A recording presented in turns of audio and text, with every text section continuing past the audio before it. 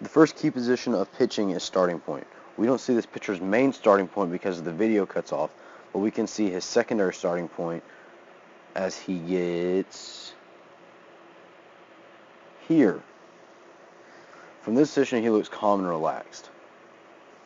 Because this pitcher is pitching from the stretch and not the windup, there are going to be some things that he doesn't do that he would normally do if he were to pitch from the windup.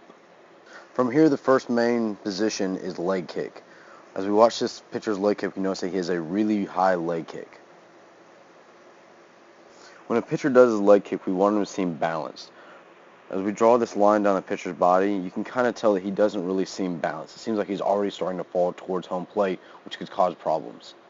After leg kick, the next position that we go to is the separation of hands and striding down the mound.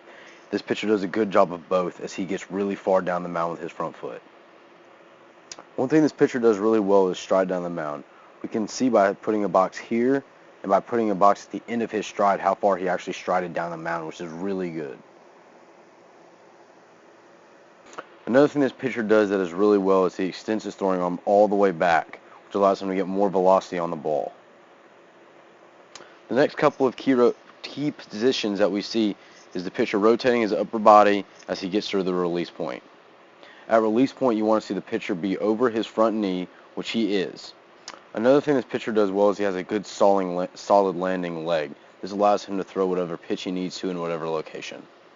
After the pitcher releases the ball, he does a really good job of following through and not just cutting off. The last key position is for the pitcher to bring his back leg forward, which he does a really good job of.